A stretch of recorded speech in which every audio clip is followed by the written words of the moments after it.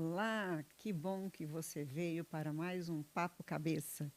Eu sou a psicóloga Maria Cristina de Faria. Acomode-se e vamos para mais um episódio e mais um papo do Psique Podcast.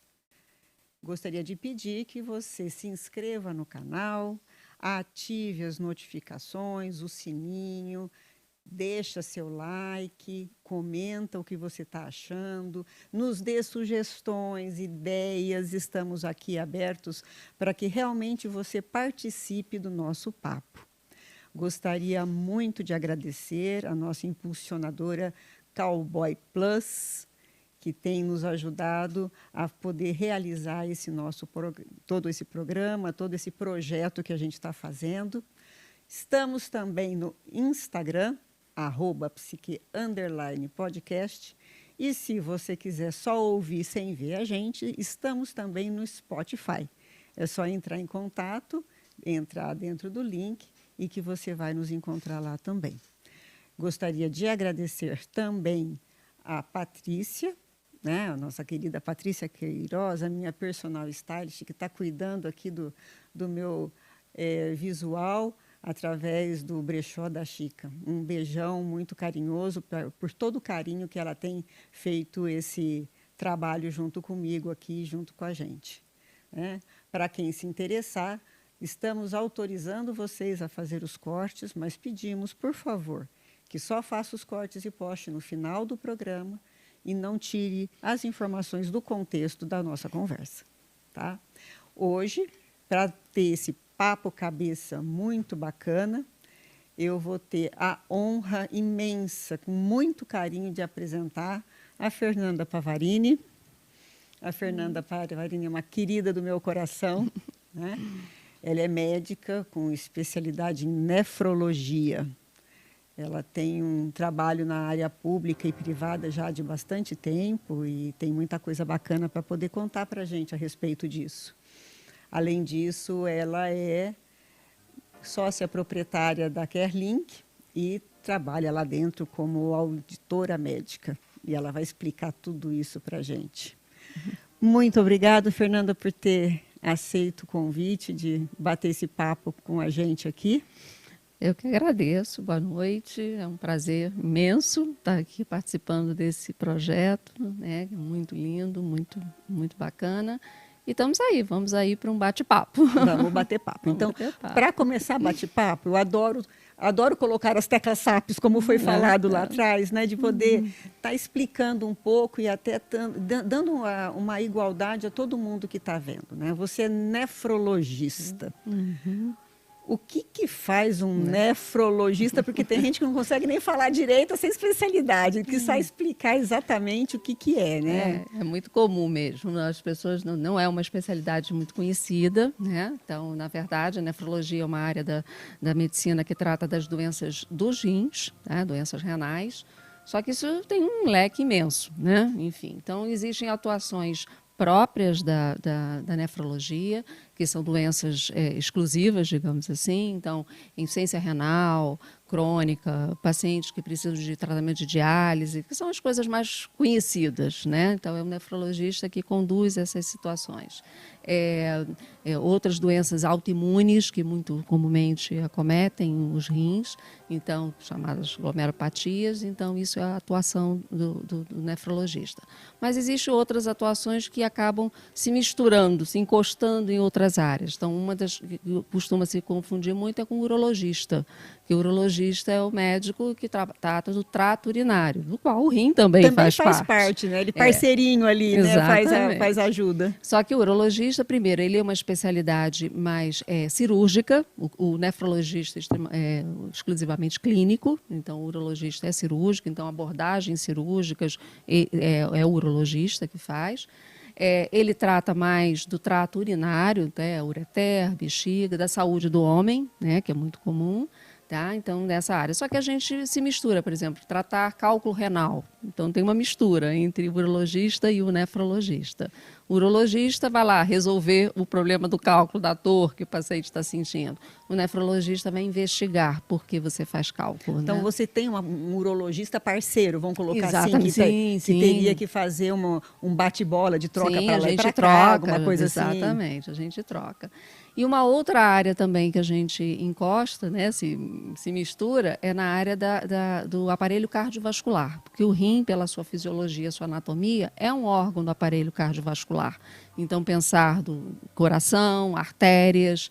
Então, assim, a gente se mistura muito com os cardiologistas, porque algumas áreas a gente Olha, essa trata até é novidade para mim, de ser parceirinho de cardiologista. Com cardiologista. Às vezes a gente até briga com os cardiologistas, mas a gente também tem essa área. Então, tratar a hipertensão também é uma área da nefrologia, né? Não é exclusividade do cardiologista, né? Então, tem essas nuances. Então, enfim, nefrologia tem uma área bem ampla, bem extensa, mas, enfim, não é uma especialidade muito conhecida, não é muito comum você encontrar, ainda tem poucos profissionais na área. E a gente vê muito assim, nefrologista e clínico geral. Por que o nefrologista acaba virando clínico geral, ou o clínico geral vira nefrologista? Quem que é primeiro aí? Na verdade, assim, eu acho assim, que o clínico geral é quase que um título, né, que todos acabam absorvendo, né? Eu vou ser até um pouco crítica, porque o clínico mesmo, ele deve ter uma formação um pouco mais ampla, né? Infelizmente, se utiliza-se, né, dessa área, mas um clínico ele deveria ter uma formação um pouco mais ampla. Para você ter uma ideia, eu fiz 3 anos de clínica médica e 2 anos de nefrologia. Então, assim, é uma coisa que deveria ser mais bem até valorizada, porque aí, assim, o clínico ele vai trabalhar na questão da coisa, por exemplo, médico de família, né, coisas que aquele profissional que é capaz de tratar todos, entender de uma forma mais ampla, que a gente está até precisando disso, né? Então, é essa especialidade que deveria ser mais valorizada e mais intensa, né, em termos de formação, em termos de valorização. Eu acho que é importante. Não sei se é impressão minha ou se você vai poder me confirmar, mas a formatura, né, a especialização clínica geral, parece que está sumindo, a gente não vê mais, a gente vai procurar assim, um clínico geral. É super difícil. Isso... Talvez por conta disso, né?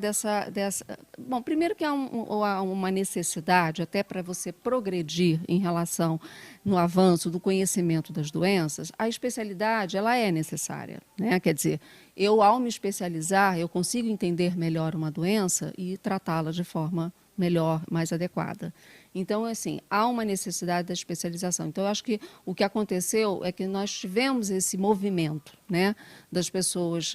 Antigamente, você não tinha muito conhecimento e agora aumentou. Então, há uma necessidade das pessoas irem para uma especialização.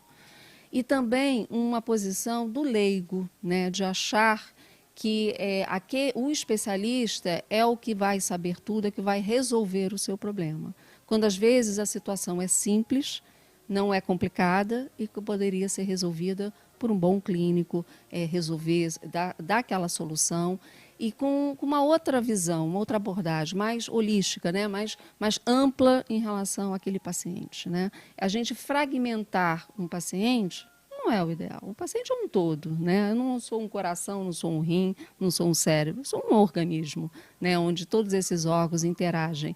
Então, como volto a dizer, a especialização é necessária, mas a gente tem que tomar cuidado, porque às vezes a gente perde essa capacidade de juntar tudo isso e poder fazer ver o ser humano como um todo. E avaliar, entender melhor aqueles sintomas, entender melhor a doença e poder conduzir de forma melhor, com menos complicações, com menos efeitos colaterais, enfim, né? Eu acho que... Vou puxar um pouco a brasa para minha sardinha, né? Porque você falou, vamos ver o ser humano como um todo, vamos ver tudo. Mas você falou ali no começo que uma das funções do nefrologista são as reações autoimunes, que parece que o rim acaba sendo um receptáculo importante das reações autoimunes. E a gente sabe que a grande maioria das reações autoimunes são causadas por uma interação emocional que a gente chama de um efeito psicossomático. Quer dizer, é o soma-corpo sendo interferido pela mente, né? A psico que vai... Eu costumo, dentro da minha área, dizer, o corpo pensa aquilo que a cabeça não dá conta de pensar. Né? Então, como é que você vê isso? Como é que você percebe essa interação? Porque hoje em dia, com esse estresse, com tudo isso que está acontecendo, o corpo grita. Sim. E se tem tanta coisa autoimune, como você disse, que é quase que uma especialidade dentro da nefrologia, porque a coisa é grande. Assim, não são doenças muito comuns, né? Não é as doenças autoimunes, de uma forma geral, não são doenças muito comuns na população em geral. Se a gente for comparar com a hipertensão arterial, com o diabetes mellitus, então não são as mais comuns. Mas elas têm esse peso. E eu entendo o seguinte: se um paciente ele desenvolve uma doença, a questão psicológica, ou ela é a causa ou ela é a consequência. Né? Não tem como fugir disso. Ou eu tenho uma questão psicológica, psíquica, que me gerou essa doença, ou eu gerei essa doença e vou ter um problema psíquico, né? Vou ter um problema psicológico. Então, a gente tem que caminhar junto, né? A gente tem que, ao analisar esse paciente, a gente tem que analisar essas nuances todas, né? Entender esse paciente como um todo, né? Não partir. E faz parte você dar esse suporte, você dar esse acolhimento, entender, dar essa chance de você ver esse lado do paciente, dar a chance dele também verbalizar algumas coisas para você poder conduzir o tratamento. E aí é que a gente vê, infelizmente, também com o tempo, falta disso, né? Aí a gente volta naquele perfil daquele médico de antigamente, do médico de família que entrava, que já sabia qual era o problema da família como a dinâmica como da acontece. família, exatamente. Enfim, então, claro, só que volto a dizer, com a necessidade do conhecimento, do desenvolvimento, a tecnologia avançou muito em relação à medicina, houve também uma necessidade das pessoas saírem desse local, né, dessa narrativa e ir para a especialização. Ok, é válido, é importante, mas a gente tem que voltar. Eu acho que a gente tem que voltar para ver o ser humano como um todo, né? O paciente como um todo. Né? Deve ser fácil para você no consultório ver isso, né? Na hora, porque você vai coletando entrevista, anamnese, você vai conversando, você vai vendo a dinâmica da onde vem. Exatamente, exatamente. Fácil, se você tiver esse tempo, se você dar esse tempo para o paciente, para ele se expressar, para ele conversar, a gente Aí você consegue. falou uma outra coisa que é meio... Pode cutucar? Gente, né? A questão assim... O tempo da consulta, caramba, né? Isso aí, enfim, infelizmente, eu ouço muito dos meus pacientes, né, dessa preocupação de você... eu já fui em outros colegas e não me dão essa atenção, aquela coisa toda. Eu acho que também passa muito por uma insegurança do próprio profissional. Eu vejo muito isso também, né? Quer dizer... de lidar com aquela situação. Que acho que para você poder entender o outro, né, você também tem que se entender, né? Você tem que se colocar.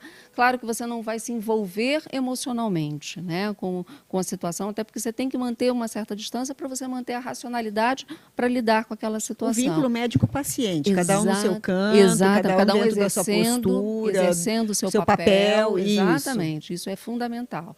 Mas você tem que se dar, né? Você tem que se doar, dar esse espaço para o paciente se colocar e ouvi-lo. Isso é fundamental, ouvir, né? É isso que a gente tem que fazer. Depois a gente faz o nosso raciocínio, faz as nossas perguntas, mas a primeira coisa é ouvir o paciente, no que ele tiver para dizer. Né? Isso é fundamental. Porque o que a gente vê dentro de um senso comum, quando alguém fala assim, você não está bem, você precisa de ir para o psicólogo, né? Você ouve a indicação, né? E aí, quando ele chega no consultório, então, o médico falou para eu vir. Quando você foi no médico? Deixa eu lembrar. Aí passa, acho que foi 2, 3, 4 anos. E ele leva esse tempo quando tem a indicação para poder chegar até o consultório.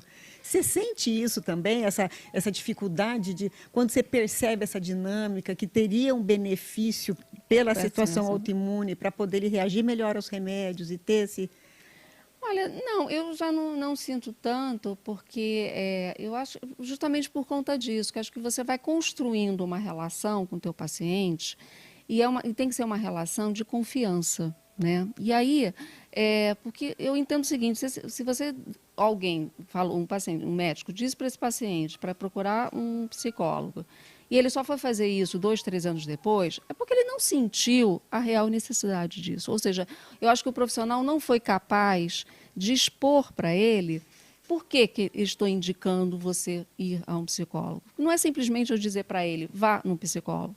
Eu tenho que explicar para ele por quê. Ou seja, eu tenho que pontuar para ele o que eu estou vendo, o que eu estou analisando, que a ida a um psicólogo vai trazer um benefício. E até que benefícios são esses que poderão ser alcançados. Então, e dentro do tratamento que a gente está instituindo. Uhum. Então, eu acho que muito disso.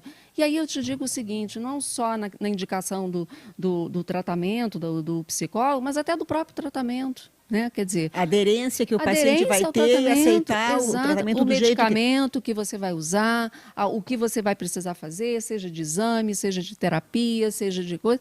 Isso é fundamental, né? Não é simplesmente uma receita, entrega na mão do paciente e vá, né? Uhum. Eu tenho que convencê-lo que aquilo ali vai ser importante, vai trazer algum benefício. Ou não, vamos tentar, vamos testar, né? Vamos apostar que aquilo vai resolver. Que, infelizmente, não é uma receita de bolo, não é a medicina não é uma ciência exata, né?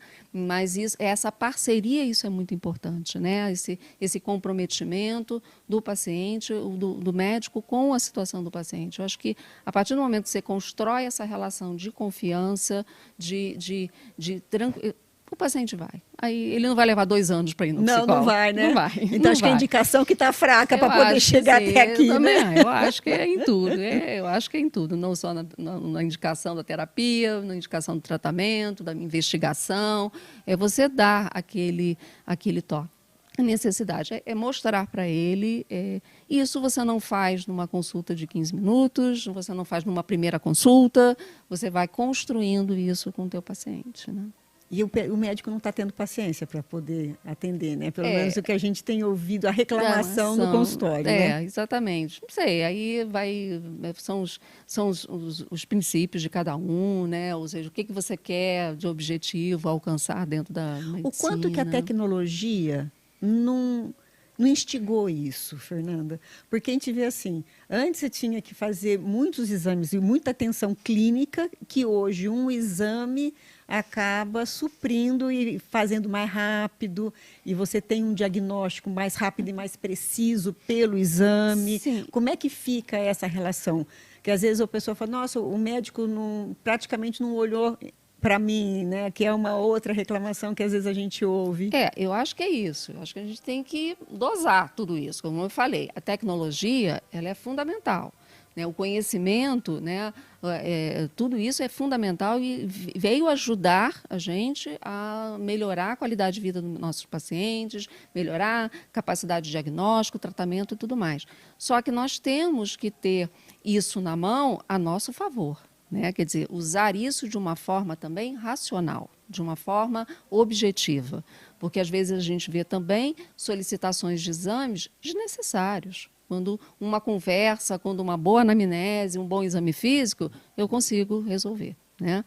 Por outro lado, a gente também tem o perfil do paciente. Tá? Que é o perfil do paciente que é diferente do paciente de anos atrás. Que ele vai porque ele vai para o Google, né? Ele vai para a internet. Agora ele vai procurar seu parceiro de todos os dias, a internet. Exatamente. Então ele tem, a gente costuma brincar, ele vai buscar a segunda opinião, né? E até a terceira, né? Então, assim, ele é já um paciente que ele já vem com outro conhecimento. E dependendo de onde ele vai buscar esse conhecimento, que infelizmente, às vezes de uma forma errada, distorcida, ele vem confrontar você também. Né? Quer dizer, então não pediu aquele exame, eu li isso na internet, eu vi isso. Então, mais uma vez, há uma necessidade da gente ter essa relação, essa interação, essa relação de confiança com o médico. Então, muitas vezes o paciente vem, doutora, eu vi um exame, né, que falaram aquela coisa toda. muitas das vezes aquele exame não se aplica àquele paciente, àquela situação daquele paciente. Só que você tem que ter paciência e tem que ter conhecimento para explicar para ele, convencê-lo que aquilo ali ele não vai trazer nenhum benefício, não vai acrescentar nada ao que já está sendo feito, né? E aquela história, isso é uma questão, aí você tem que ter essa formação, você tem que ter essa tranquilidade para poder passar isso para o teu paciente, né? É confiança, uma relação de médico com paciente de mesmo, confiança, de estabelecer tudo. de confiança. Você percebeu se a pandemia interferiu muito no acompanhamento do que você já estava fazendo dos seus pacientes? Veio mais pessoas por reações de ansiedade, de estresse em função da pandemia para o consultório de nefrologia?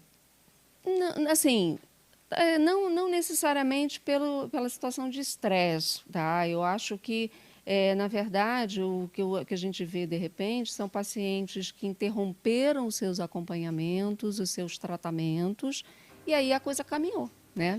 E a doença evoluiu. Agravou, vamos dizer assim, você deixa de cuidar, deixa de acompanhar, exatamente, e aí vai né? fazendo a estagnação do tratamento e o agravamento há um agravamento da situação disso. clínica. E aí você tem que voltar, retroceder, né? Ver onde parou para poder recuperar todo aquele tempo perdido. Então, isso a gente percebe, né?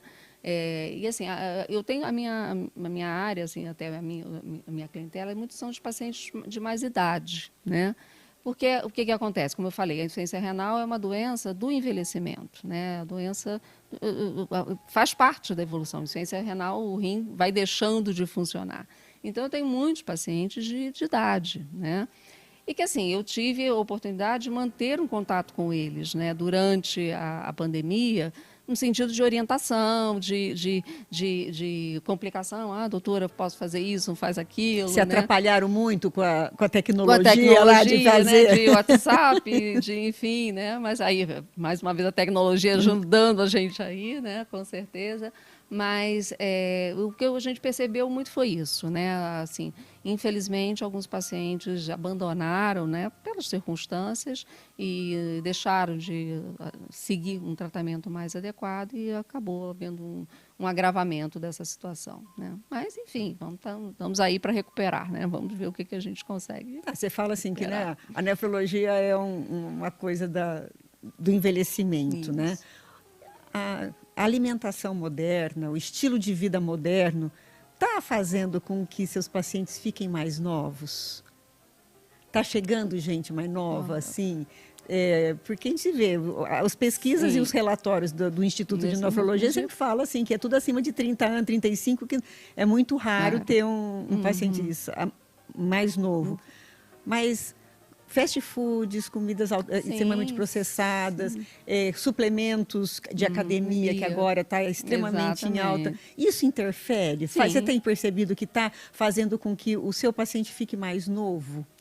O que acontece é o seguinte, as principais doenças que estão relacionadas a estilo de vida, né, e que são as mais comuns, seria hipertensão e diabetes, que tem uma íntima relação com essa coisa da alimentação, e sedentarismo, uma série de coisas, a gente realmente começa a perceber pacientes com essas situações mais precoces, mais jovens, né? Como ainda há uma definição de que, se eu estou desenvolvendo hipertensão, eu tenho que procurar o cardiologista. Se eu estou desenvolvendo diabetes, vou procurar o endocrinologista. E a doença renal dentro do diabetes, ela leva um tempo ainda para surgir, né? Ela não é uma doença que aconteça assim de imediato. Então, às vezes, ele demora um pouco para eu pegar esse paciente, ainda leva um tempo, né? Então, a maioria dos meus pacientes relacionados a diabetes já são pacientes diabéticos há 15, 20 anos, 10, 15 anos, entendeu? Que aí começa a ter... Mudaria a condição clínica desse paciente se ele fosse buscar um nefrologista antes? Sim, numa situação de prevenção de algumas complicações, né? Quer dizer, de uma orientação do que ele deve e não deve consumir, né? Não só em termos de alimentação, mas também em termos de medicamentos, tá? Porque a gente tem alguns medicamentos que podem interferir na função renal.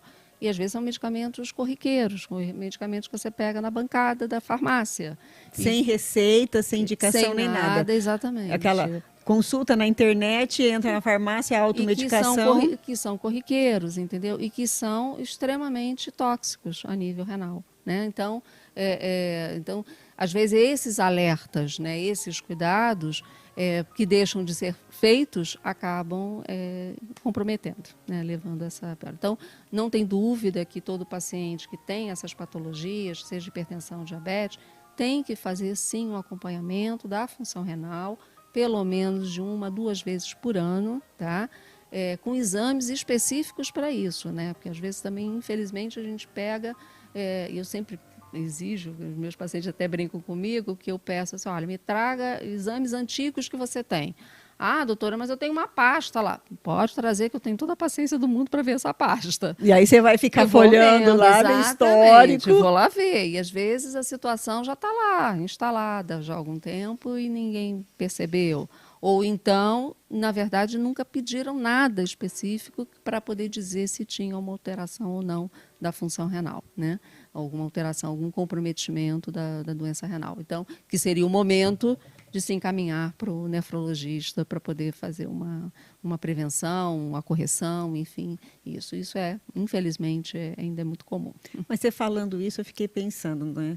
Não só no Brasil, mas isso a nível mundial. A obesidade está gritante, né? A pandemia, a epidemia do século, né? E aí? Porque ninguém vai procurar, vou procurar um nefrologista para fazer uma dieta. Não, exatamente. Assim, a questão da obesidade, ela está relacionada à hipertensão arterial, desenvolvimento da hipertensão arterial, desenvolvimento de diabetes, dislipidemias, que essas doenças acabam acometendo a nível renal, né? Uma sobrecarga e comprometimento da função renal. Então, assim, um paciente obeso é um paciente, mais uma vez, ele precisa ser visto como um todo, né? Eu não posso só tratar a obesidade dele se eu não ver os outros pontos. É claro que se eu tenho um paciente jovem, obeso, o fato, às vezes, dele perder peso traz tudo para a normalidade, né? Ele consegue recuperar a sua saúde, mas nem sempre isso é conseguido, né? É alcançado. Então, esse paciente precisa ser acompanhado, precisa ser conferido. O que protege o rim? O que protege o rim? Na verdade, uma vida saudável, né? E uma dieta bem equilibrada, redução do teor, principalmente do teor de sal, né? Que tem uma relação, beber líquidos, né? Beber bastante líquido, mas uma vida saudável, não ser sedentário, atividade física, quer dizer, tudo que o cardiologista não tem mágica, né? Não tem mágica. Não tem mágica, não tem segredo, não tem mágica, não tem fórmula diferente, nada. Quer dizer, tudo que o cardiologista fala para você não infartar, a mesma coisa eu vou dizer para você não ter problema renal, tá? É a mesma coisa. É a mesma coisa. Exatamente. Então, se um jovem chega para você, significa o quê? Tirando, claro, as doenças aí que... Às vezes, alguma coisa que é pontual. Mas se o jovem chega para você, então é um jovem que agrediu o seu corpo intensamente. Sim, na grande maioria, quando o paciente jovem, o perfil do paciente jovem, para mim, ele tem... ou tem uma doença grave, hipertensão, diabetes, realmente, que não tratou, já com complicações importantes, tá? Ou cálculo renal, que é muito comum, né? Que também tem a ver com alimentação, que tem a ver também com a questão de estilo de vida, também tem a ver com isso. Então, basicamente, são essas duas situações que a gente encontra, né, no paciente jovem, né? Tem tido muito barulhinho agora por esses suplementos, Fernanda, de academia, todas essas... substâncias que são produzidas quimicamente, quer dizer, não é nada natural, não é juntar ali frutas ou ter uma alimentação saudável, mas são todos suplementos feitos quimicamente em laboratórios. Como é que a gente dosa isso, né? Porque todo mundo fala, não faz mal, não tem problema, o organismo absorve bem e pode tomar à vontade. Na verdade, a questão dos suplementos, a grande maioria dos suplementos alimentares são suplementos hiperproteicos, tá? Porque qual é a finalidade? Massa muscular, fazer atividade e oferecer proteína para ganho de massa muscular. Só que a dieta hiperproteica é uma dieta nefrotóxica, né? Quer dizer, a proteína, principalmente a proteína de carne animal, é uma proteína que gera alterações hemodinâmicas renais que vão dar propensão à hipertensão arterial, a desenvolver hipertensão e outras alterações. Então, a dieta hiperproteica não é uma dieta saudável. Então, você dar esse suplemento não é saudável. O que você precisa, sim, é de uma dieta bem balanceada. E isso, uma orientação com uma nutricionista, vai te ajudar bastante, né, para poder equilibrar isso e você não trazer esses riscos à sua saúde daqui a alguns anos, por você fazer o uso desses suplementos, né? Lembrar que você tem outros tipos de suplementos que são oferecidos, que são hormônios, né? Que isso aí tem outras complicações. Que também é absorvido pelo rim, o hormônio, ou não? Não, na verdade, assim, eles são absorvidos e vai trazer várias repercussões orgânicas, né? A nível vascular, arterial, coração, enfim. E aí, obviamente, como vou dizer, o rim entra nesse meio também, né? Mas, com certeza, são esses grandes problemas. São as dietas hiperproteicas, que, na verdade, esses suplementos que oferecem isso, e os hormônios, alguns que são derivados de hormônios, são dados hormônios, que também tem que ter seus cuidados. Nem todo mundo e é pode imediato, assim, ou tem aquele negócio, como você falou, traz o histórico dos exames. Você vai ter o jovem hoje que está na academia, que está nessa fase necessária de transformação de corpo, quer ficar lindão, gostosão para poder pegar as gatinhas e poder fazer, e aí Aí muda a vida, vai para a faculdade, ou às vezes faz alguma coisa e acaba não tendo mais tanta necessidade emocional de fazer o corpo. Aí para de tomar o suplemento. Isso fica, como você falou, um registro de histórico de exame ali, ou algo que aconteceu, que lá na frente vai ter um efeito colateral, alguma coisa assim, ou ele ou some a coisa. Exatamente. Geralmente, se ele fez uso durante um período, né, parou, e durante esse período ele não desenvolveu nenhuma complicação, né, então a tendência, ele parou, tudo volta ao normal, tudo recupera. A questão só, qual foi a intensidade que ele utilizou desses suplementos, e isso na época que estava usando, trouxe alguma complicação. Aí, nesse ponto, realmente vai ficar lá, a sequela. Mas, na grande maioria, uma vez interrompido, a situação recupera. Principalmente, eu digo assim, a nível de hipertensão arterial, porque a hipertensão ela vai desenvolver a longo prazo, né? Paciente que continuamente mantém uma dieta hiperproteica e os suplementos antecipa isso, digamos assim, acelera esse processo, tem uma propensão a desenvolver hipertensão arterial. Então, claro, e aí a hipertensão ela vai surgir à medida também que a idade vai passando, porque todos nós aumentamos o nosso risco de desenvolver hipertensão com o passar da idade. Então, se eu já trago um fator facilitador, eu vou desenvolver isso com mais rapidez, com mais precocidade, né? Então, você falando isso aí, eu fiquei pensando aqui, né? Não cria, assim, uma falsa ideia de que, pode tomar que não tem problema, porque o próprio organismo se organiza e acaba fazendo, você para de tomar, o organismo se estabiliza, não dá problema nenhum, aí depois vai ter a hipertensão lá na frente. Mas a gente fica velho, fica hipertenso mesmo, não dá aquela não cria aquela ideia assim de que não pode tomar que não tem problema e que fica... Eu acho assim, eu acho que é uma questão, acho que aí é a consciência de cada um, né? Quer dizer, eu acho que o nosso papel enquanto médico é esclarecer os riscos, né, daquela situação. Eu já tive vários, inclusive adolescentes, né, querendo utilizar, onde eles vêm me perguntar. A minha opinião é sempre não recomendo a sua utilização. Agora, é claro que isso você precisa, mais uma vez, convencer o paciente, né, do que os efeitos que ele vai sentir não vai ser agora de imediato, né, vai ser lá na frente, se for uma situação contínua, né?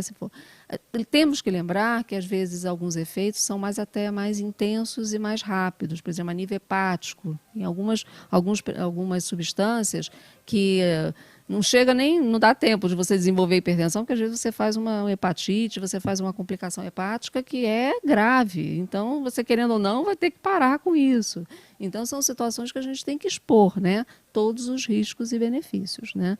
Eu acho que é sempre a gente divulgar, a gente sempre recomendar vida saudável, sim, mas com uma dieta bem equilibrada, bem balanceada.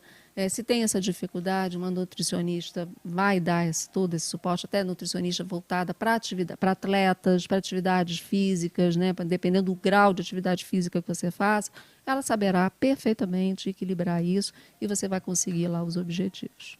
Quanto que a hepatite, você falou aí das hepatites, que acho que é o mais comum que a gente vê, né? O fulano não pode sair, está com hepatite, é a coisa mais comum que tem. Quanto que isso é? Como é que lida com isso?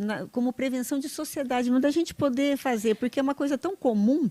Aí a gente tem que entender o seguinte, a hepatite, que é muito comum, são as hepatites virais. Tá? Aquela que passa, que não tem que ficar isolamento. Tem hepatite A, hepatite B e hepatite C. Tá? Essas é que são as mais comuns. Hepatite A é aquela é de transmissão e contaminação, às vezes, de água contaminada. Tá? Então, enfim, a hepatite B já é de uma transmissão de sangue, transmissão sexual, material contaminado, né? Sangue, na época, que não tinha esse controle. E a hepatite C também é de transmissão também cutânea, de sangue, né? Material contaminado. Mas são hepatites de conotações diferentes, né? Hepatite A é uma hepatite aguda, de rápida resolução, na grande maioria das vezes benigna. Tem vacina? Tem vacina, tanto da A quanto a B. Inclusive faz parte do calendário já vacinal da criança. Adulto pode tomar também? Também, exatamente. Então, gente, vamos tomar vacina? Porque assim, as gerações mais antigas não tinham hepatite B, né? Por exemplo, a gente não fazia parte. Gerações mais novas já faz parte, a hepatite B já faz parte do calendário de vacinação. A já há muito tempo, a B também já vem tendo e a C não, a C que não tem ainda imunidade para isso. Mas aí a B já faz parte do calendário. E se você é de uma geração que não foi vacinada, pode ser vacinado perfeitamente. Tá? Então, enfim. Então, essas hepatites, elas têm essas conotações. A hepatite que eu falo em relação ao uso dos compostos é uma hepatite medicamentosa, né? Uma hepatite por ação daquelas substâncias, né? Então, que às vezes pode até ser fatal. Às vezes tem formas bem graves que podem ser fatais. Sério? É isso aí. Então, tem que pensar muito bem, né? Então, acho que ao se tomar uma decisão de usar esses suplementos, procure uma orientação médica, procure uma recomendação, avalie isso realmente. Veja o seu corpo, se ele está apto para poder receber tudo isso. Exatamente. Se tem necessidade de receber isso, né? Quer dizer, talvez você consiga, com outros meios, efeitos mais duradouros, efeitos tão bons e que você, e com saúde, né? E preserve a sua saúde, né? Isso é fundamental, né? Então, não se agrida. Não se agrida com essas coisas. A gente já recebe agressão de tantas coisas e ainda a gente se provoca sem perceber. Exatamente. Você falou, né, que às vezes o paciente acha ruim de você não pedir o exame ou não de fazer muitos exames. Isso tem a ver com esse outro trabalho que você faz dentro da empresa? Sim, tem muito a ver, porque o que acontece? Eu trabalho nessa empresa, na Kerlink, que é uma empresa de gestão de saúde, tá? E qual é o nosso papel? A gente orienta os gestores de benefícios de saúde, principalmente de grandes empresas, a lidar, a gerir esse benefício, né? Ou seja plano médico, odontológico, plano de medicamentos, enfim, os benefícios relacionados à saúde que as empresas oferecem aos seus funcionários e familiares. Então, nós damos essas orientações, porque muitas das vezes quem administra, quem controla, gerencia esse benefício não são profissionais da área de saúde, né? São profissionais administrativos, com outra formação. E é um mundo bem complicado, bem difícil, né, de entender, né? Porque, ao mesmo tempo, você tem que oferecer o benefício ao paciente, mas tudo tem, eu não diria assim, a saúde não tem preço, mas tem custo. Isso precisa ser controlado. Explica melhor isso aí. Essa frase ficou bonita, né? Saúde não tem preço, mas tem custo. Então explica melhor isso aí. Exatamente, né? Quer dizer, como eu falei, a medicina, com a tecnologia, primeiro que você, quando você está doente, né? Quando você tem uma situação, você quer o melhor para você, né? De buscar a melhor solução, o melhor remédio, o melhor tratamento, enfim. Isso tem um custo. Né? Isso tem custo, né? Então, a medicina não é barato, né? Então, os investimentos tecnológicos, investimento até do próprio profissional, né? Da área de saúde, né? Tudo isso tem um preço, tem um custo. Então, isso precisa ser bancado, né? Então, assim, dentro das áreas de gerências de benefícios, você tem que oferecer o melhor, procurar oferecer o melhor para o seu funcionário, para o familiar do seu funcionário, mas você tem que sustentar esse sistema, né? Você tem que garantir que você possa oferecer tudo isso, o melhor. E arcar o tratamento de começo, meio e fim. Não adianta mais falar assim, olha, eu vou te oferecer isso aqui é o que tem de melhor, mas eu só estou te falando, né? Só estou te dando a amostra grátis. Exatamente. Então, assim, e aí a gente tem que entender que, dependendo da situação do paciente, eu não preciso ter o melhor, né, o de ponta. Tudo o entendimento, um tratamento, ele é um passo a passo, né, que você deve seguir, seja na área da investigação ou no próprio tratamento, né? Então não tem por que você de repente ir lá na ponta, porque às vezes você tem um tratamento que também ele traz bons resultados, mas também traz efeitos colaterais complicados, né? Então tudo isso tem que ser pesado. Então assim, lidar com isso com racionalidade, né? Quer dizer, você tem que avaliar custo-benefício, riscos e benefícios. E medicina é isso, né? A medicina ao você lançar um tratamento, ao você lançar uma situação, você analisa riscos e benefícios. Porque se os riscos forem maiores que os benefícios, você não vai adiante, né? Então, tudo isso tem que ser modulado. Né? Principalmente para paciente crônico. Exatamente. Né? Então, e aí, lidando com as doenças mais comuns, que são as doenças que mais impactam, digamos assim, o custo dentro da medicina, você precisa ter uma racionalidade, você precisa ter um conhecimento disso. Então, assim, a gente, na nossa empresa, a gente dá esse suporte, né, para esses gestores lidar com essa situação, para manter a sustentabilidade do benefício, né, para que possa oferecer bom para todos, né. Então não é só uma burocracia daquela de papel, também uma análise específica e bem aplicada, atualizada e aplicada. Exatamente. Né? Então a gente procura dar esse suporte buscando, baseado em literatura, em evidências, quer dizer, tudo em medicina tem que ter esse respaldo técnico, né? Então, muitas das vezes, porque saiu um medicamento, olha só, tem que analisar, esse medicamento é para o seu caso, não é para o seu caso, vai trazer benefício. Então, tudo isso é pesado, tudo isso é pensado. E, obviamente, quem não é da área de saúde, fica difícil, né, de analisar isso, fica bem complicado, né? Enfim. Então é isso. E a gente auditoria, né? O pessoal ouve essa palavra. Né? Na verdade, o que é? A auditoria é uma conferência, né? É uma conferência se as regras que foram estabelecidas para aquele processo, elas estão sendo cumpridas.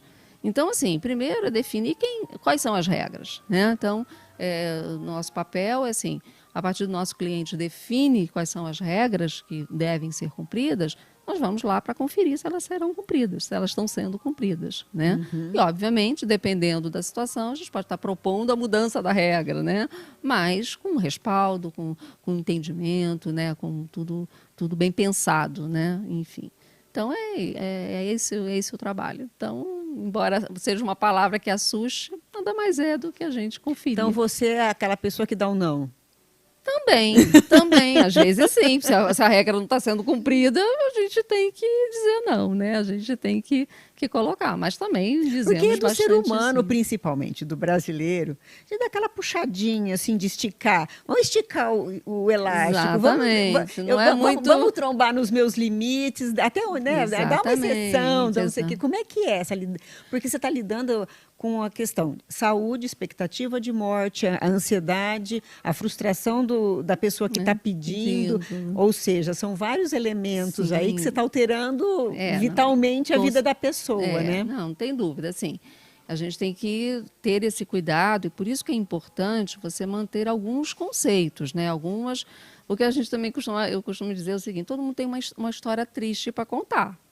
Né? E como o ser humano, ele acha que a sua é a mais triste do pedaço, é a mais triste, é a mais complicada. Então, assim, também tem muito essa posição de eu achar que o meu problema é o maior de todos, né? Então, acho que precisa olhar para o lado também, né? E aí a empresa, né? Ela precisa ver todos, não vai ver só o teu problema, ela vai ver o problema de todos. Ela tem que lidar com o problema de todos. Então não é uma tarefa fácil. Não é simples assim. Não é uma tarefa fácil.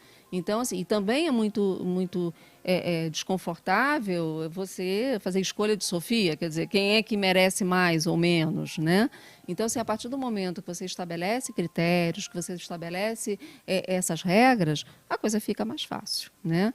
Enfim, até mesmo para você abrir uma exceção, flexibilizar, mas se você estiver dentro de critérios, dentro de um respaldo técnico, um respaldo administrativo, um respaldo científico, fica tudo mais fácil. E é o que a gente procura fazer.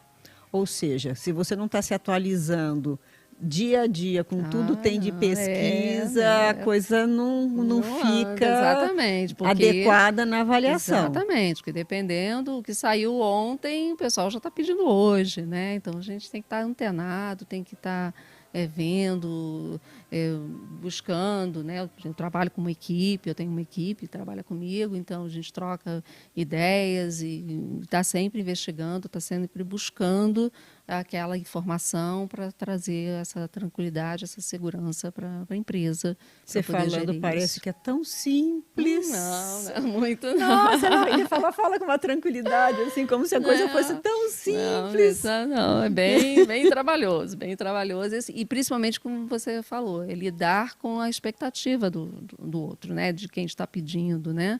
Isso é muito complicado, né? Porque você está mexendo, você está mudando, alterando a vida da pessoa, sim, né? Acho que muitas das vezes. Não só fisicamente, porque vai mudar um tratamento, não, autorizo esse tratamento para tudo aquilo e inicia-se outro, né? E a questão emocional, como ele vai lidar com a questão da expectativa de dar certo esse novo tratamento. Não, com certeza. E principalmente em casos mais graves que você tem medo de morrer. O medo da morte é algo que está dentro do ser humano e que todo mundo morre, mas ninguém conversa sobre a morte, né? Exatamente, isso é verdade.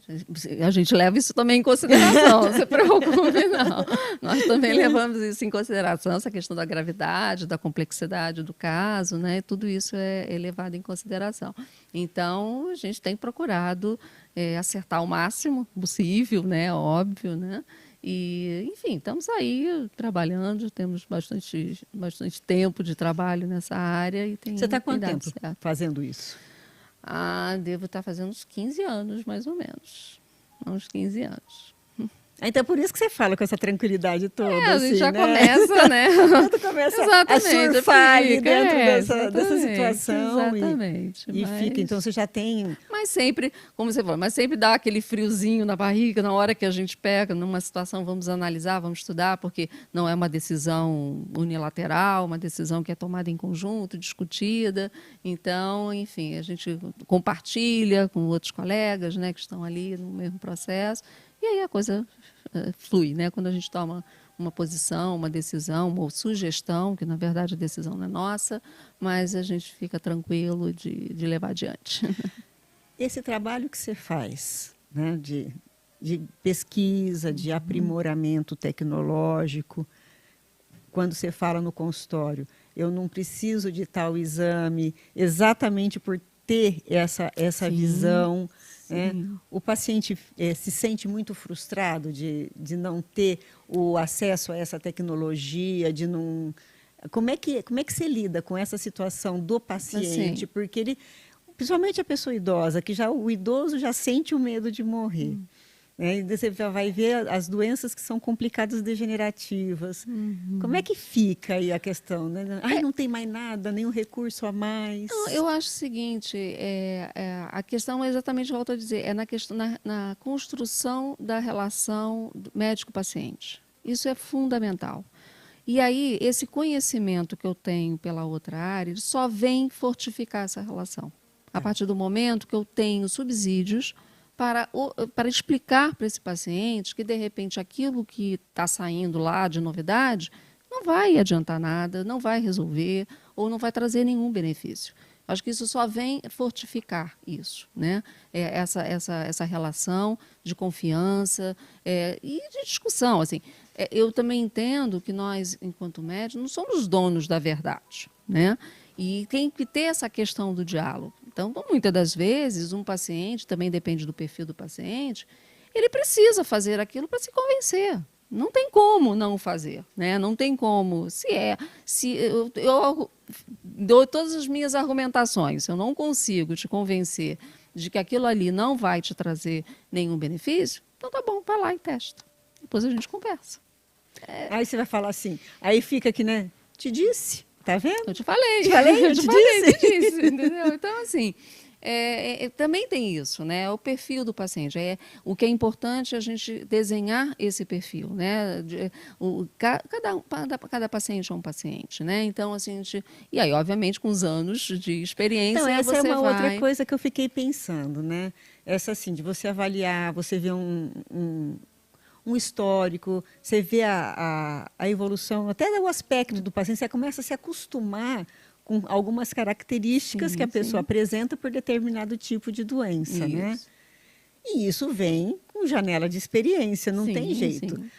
Pega o recém-formado ou o novo, que tem aí, vamos dizer, 5 anos de experiência, que não é um recém-formado mais, mas ele não vai ter isso. Ele tem que se apoiar no exame. E aí, quando você vê assim, não precisa desse exame, mas se sente que o profissional está buscando ele ter o apoio e ter a segurança para poder afirmar para o paciente. Como é que fica? Você vai falar não para o exame? O que acontece? Muitas das vezes, nesse trabalho que a gente faz, ok, a gente pede para o colega explicar por que ele quer esse exame, né? Para ser um pouco mais claro, né? Quer dizer, o que ele está buscando com isso, né? Não tem dúvida que muitas das vezes você tem que ceder nesse sentido, porque você também você acaba entrando na relação médico-paciente do outro, né? A outra relação médico-paciente. É muito delicado isso. Exatamente. Foi o que eu pensei. Como é que você vai... Exatamente. Eu vou impedir, eu sou médico, você é médico, eu estou impedindo você de fazer o exame dentro do teu tratamento. Assim, na verdade, assim, o que a gente precisa é entrar num acordo, né? O que a gente tenta é pegar informações para entender o contexto da situação, para saber se realmente aquilo ali faz sentido ou não, né? Agora, muitas das vezes, nós não vamos questionar porque não vamos interferir nessa relação, porque a relação ela está ali, sendo construída. Se está de forma correta ou não cabe a nós julgar isso. Mas, muitas das vezes, a gente cede, obviamente, não abre mão, simplesmente concorda de fazer, porque a situação não tem por que fazer. Também tem a questão ética também, né, da gente não interferir nessa relação, isso é fundamental. Ou seja, você vive pisando em ovos, né? Com certeza. Você tem que pensar ali o dia inteiro ali. Exatamente, até onde a gente vai, até onde a gente pode ir. E assim, e a questão que é muito também deixar bem claro, que a gente procura deixar bem claro, ok, você pode fazer o que você quiser. A questão também é a empresa é obrigada a bancar isso? É a outra leitura que é feita muitas das vezes. Quer dizer, como é que põe na balança isso, Fernanda? Porque essa é uma questão delicada, né? Sim, mas aí que está. Aí vem a questão da posição da sustentabilidade do benefício, né? Ou seja, eu preciso sustentar isso para oferecer a todos, né? Eu não posso pensar num caso isoladamente. Então, por isso que cria-se regras, define-se critérios para que isso fique mais fácil, né? Que isso flua de forma mais fácil e mais transparente, que é isso que é importante. Ah, eu quero fazer um exame. Tá, você pode fazer. Uma coisa é você fazer, querer fazer, vai lá, o seu médico pediu. Outra coisa é a empresa, de repente, bancar isso, se ver obrigada. Porque ela tem que ver o todo, ela não pode ver só um caso, né? Ela tem que ver o todo, né? Então, às vezes é difícil para o beneficiário entender essa situação, né? Quer dizer, como eu falei, cada um tem uma história triste para contar, só que a empresa tem várias histórias tristes para ouvir, né? Então, ela precisa pensar nesse ponto. Esses critérios, você concorda com eles enquanto médica que estaria, vamos colocar assim, dentro na relação médico-paciente? Você acha que essas regras estão acolhendo adequadamente o momento de tecnologia, de tudo? Está sendo... Sim, até porque isso é um processo dinâmico. É, né? porque Esse é um processo que vai... Pelo que você fala, assim, você até falou que eu sugiro, às vezes, uma mudança, alguma coisa. Exatamente. Você acha que toda essa estrutura está acolhendo essa evolução? Acredito que sim, acredito sim. Eu acho que, eu volto a dizer assim, é baseado numa situação de evidências, evidência científica. Ninguém está tirando uma ideia, porque eu não quero. Não, porque tem um respaldo, né? Tem uma questão técnica respaldando isso, né? E a empresa, a gente vai trabalhar junto para adequar isso, né? E adequar a evolução tecnológica, né? Então, cada vez mais exames estão saindo, tratamentos estão saindo novos. As empresas querem acompanhar essa evolução, só que elas precisam também sustentar tudo isso, né? Então, é isso que... Não é uma tarefa fácil, com certeza não. E você falando agora, eu fiquei pensando aqui, né? Você tem que ver a notícia ou algo que aconteceu hoje, que a pessoa, né, que está doente quer hoje. Isso. Né? E aí você tem que ir atrás dessa pesquisa, você tem que ir atrás dessa sim, informação. Sim, exatamente. Agora, a questão é, como é que está a pesquisa? Está bacana? A pesquisa está evoluindo? A pesquisa está devagar? Não está acompanhando a tecnologia? Como é que está essa relação? Porque você está ali todo dia vendo, procurando coisa nova. Como é que você tem sentido essa pesquisa? Assim, até por conta das facilidades de divulgação, internet, publicações, a gente acaba vendo também muita coisa publicada. Então, exatamente. Muita produção. Qualquer coisa que você pesquisa na internet, exatamente. você fala lá 3.000 itens, 5.000 itens, como é que a qualidade está legal? Está acompanhando a tecnologia adequadamente? Está satisfazendo esse respaldo assim, que você precisa? Na verdade, assim, a gente, quando nesse trabalho, a gente procura, dentro da nossa pesquisa, referências de peso, né, dentro da literatura médica. Se você for pesquisar, você vai encontrar várias publicações. E aí, quando você começa a ler essas publicações, são pequenas, são poucas, né, com pouca casuística, não são consistentes, né? Então, isso que a gente tem que tomar cuidado. Mas quando você começa a buscar algumas referências dentro da literatura médica, aí você começa a ter esse respaldo. E é exatamente isso que a gente faz, né? A nossa equipe faz isso. É ir buscar essas referências em sites, em revistas de peso, que são reconhecidas, né? Porque se a gente ficar abrindo esse leque, a gente vai acabar sendo contaminado por muita produção sem muita consistência. Talvez isso seja uma dificuldade que acho que não só você tem, porque às vezes para mim também no meu consultório eu sinto isso, né, que eles entram lá para pegar referências, se autodiagnosticam e leem trabalhos que não têm uma qualidade muito boa. Né? E aí o paciente acaba chegando para a gente com uma ideia e, às vezes, com uma informação inadequada. Sim. E como é que a gente conseguiria orientar essa pessoa? Acho que a questão nossa, o nosso papo é isso. O que a gente pode fazer para alertar, né?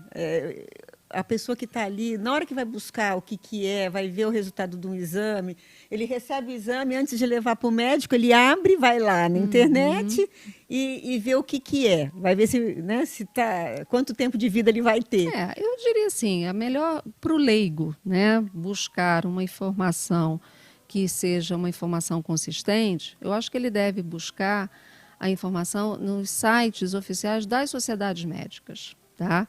Então, tem a Sociedade Brasileira de Endocrinologia, tem a Sociedade... Todas as especialidades, né? Todas elas têm esse site. E ali buscar as informações que estão ali, né? Que também são as nossas referências também, né? Então, as sociedades, elas são munidas de profissionais que estão analisando, estão estabelecendo os protocolos, as diretrizes de tratamento, diretrizes de diagnóstico. Então, é importante. Então, assim, a minha dica seria essa: se o leigo quer buscar, não vá pesquisar aleatoriamente. Procure. E nem pegue a primeira referência, que às vezes tem uma publicidade, ou alguma coisa assim. Procure alguma referência relacionada às sociedades médicas, né? Aos sites das sociedades médicas, né? Ou do Conselho Federal de Medicina, do Conselho Regional, dos conselhos regionais. Tá? Então, isso que seria a dica para evitar exatamente essas informações. E é o que a gente usa muito, porque quando nos é apresentado uma referência inconsistente, a gente apresenta a referência consistente para poder estar colocando aí, para contrapor, até para ajudar esse paciente a lidar com a frustração. Quando a gente tem que contrapor, a frustração aparece ali. Exatamente. E aí a emoção do paciente, toda a situação da frustração que vem, a raiva, aí chora, e tem todo um acolhimento emocional que tem que ser feito. Exatamente. Né? Agora, assim, Cris, eu acho que é fundamental, eu sempre bato nisso, é a relação médico-paciente. Essa relação tem que ser muito bem construída, com dedicação.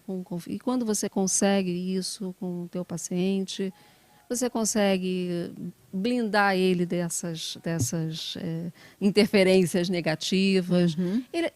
Você até dá liberdade para ele. Às vezes eu tenho uns pacientes que vêm assim, doutor, eu li isso aqui, tá, mas vem assim meio tímido, com vergonha ali que vai. Ok, vamos conversar, vamos falar sobre isso, o que está certo, o que está errado nessa reportagem, nessa informação, né?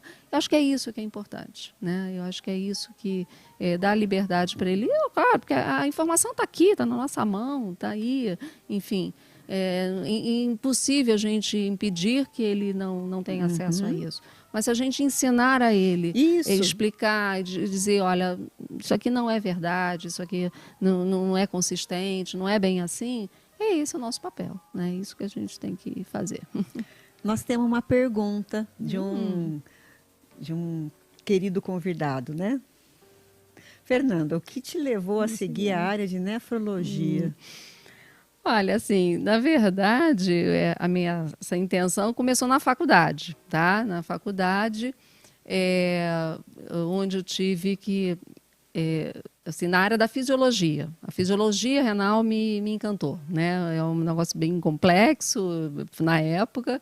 Foi uma coisa que eu estudei muito, né? Assim, me interessei, eu entrei... enfim, então foi uma coisa foi aí que eu me deparei com a aproximação, né? Me encantei com a fisiologia renal e dali fui embora. Né? Porque essa é outra coisa complicada, né, para o estudante de medicina. São 6 anos de faculdade, não é pouco, né? Ele passa por várias especialidades para conhecer o corpo humano, que é imenso de qualidades e quantidades de itens. E como escolher? Aquela coisa que você vai ter que fazer para o resto da vida, né? Exatamente. Assim, eu acho que também tem muito o perfil do estudante, né? Quando você entra na faculdade, acho que são vários fatores que podem influenciar nessa escolha. Primeiro, se você tem algum histórico familiar, né, de médico, né? Quer dizer, se você já tem o parente, o seu pai que é médico, né, a sua mãe que é médica, às vezes isso acaba te influenciando, né, você seguir o caminho, né, seguir os passos. Então, acho que isso é uma coisa que costuma acontecer. Hoje em dia, de uns anos para cá, a gente vem percebendo, às vezes, um interesse muito grande na área tecnológica. Por exemplo, ele entra na medicina, mas já para pensar em fazer exames, na área de investigação diagnóstica, né? Não na área de clínica propriamente dita, para ter o contato com o paciente mas direto. sim nos bastidores, fazendo os exames. Então, a gente vê isso muito, né? Ele já vem com esse perfil. E aí, eu acho que quem vem na área clínica, que quer essa questão do contato com o paciente, vai depender justamente como é que as matérias vão surgir na sua frente, né? Ou seja, aquilo que vai te trazer mais facilidade, melhor entendimento, e aí você vai traçando esses... Eu vi uma pesquisa outro dia, muito até divertida, né? Que estava assim, um grupo de médicos mais antigos e um grupo de médicos mais novos, né, fazendo parte de um seminário, e era um seminário de cirurgia. E os mais velhos estavam dizendo as dificuldades que eles estavam tendo em lidar com os aparelhos, por exemplo, da videolaparoscopia, que faz, né, por caninhos, Isso, e tem que ter o joystick. Exatamente. E que os jovens foram criados com jogos eletrônicos e que tem uma habilidade de joystick de fazer que o pessoal mais velho não tem. Exatamente. Então, eles estavam exatamente vendo a interferência da criação mesmo, né, desses jovens, para poder usar a tecnologia que está sendo colocada dentro da medicina. Exatamente. Então, eu achei que ficou até divertido, né? O pessoal falou assim, tá vendo? Olha o benefício de se jogar para poder depois. Exatamente, não tem dúvida. São as habilidades que você vai obtendo para você chegar você alcançar esses objetivos. Aí tem muito isso, né? Então, quem vai para essa área já tem essa característica, né? E vai seguir. Agora, na área clínica, você vai depender. Eu acho que é como a especialidade, como as matérias surgem na nossa frente, aí no nosso caminhar da faculdade, que vai trazer. Vai trazendo o prazer, o interesse. Prazer ou não, a facilidade, né? Enfim, para mim foi isso. Eu achei muito interessante a fisiologia renal, embora complexa, mas achei muito interessante, e era um campo que também me chamou a atenção, porque era um campo ainda muito restrito, né? Quer dizer, eram poucas, da minha turma de 50 alunos, só 2 que fizeram nefrologia. A maioria tudo cardiologista, tudo cirurgião, enfim. Então, tem isso também, né? De você, de repente, buscar uma área onde tem você especialidade de moda, da época, assim, de épocas em épocas, vai tendo? Você tem visto, assim, dos seus amigos, de colegas que... Não vejo, assim. Eu acho que é o perfil, né? Você tem... Talvez você encontre... Não, de moda, não. Eu acho que geralmente tem essa mistura, né? A área cirúrgica, cardiologistas, que tem uma quantidade grande, endocrinologistas, enfim.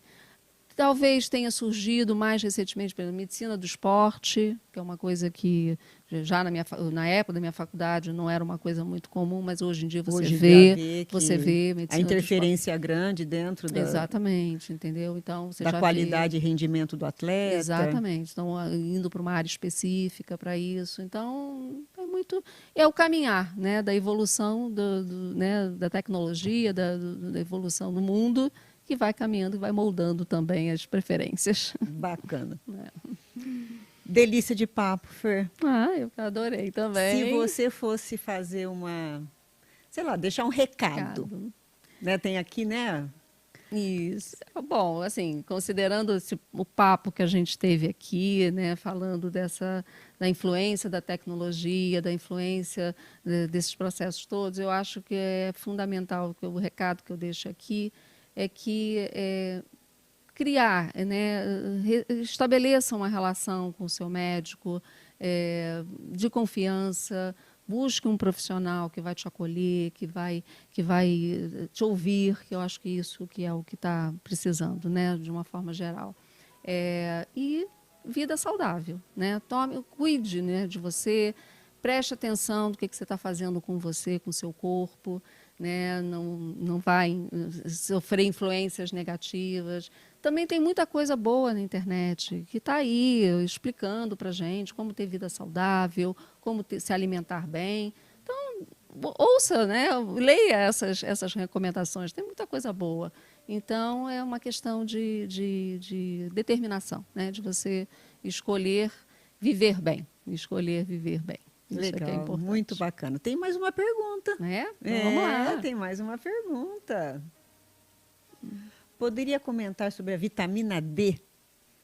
Um amigo foi internado com o rim comprometido por automedicação de vitamina D, pois ele queria aumentar a imunidade. Imunidade, pois é.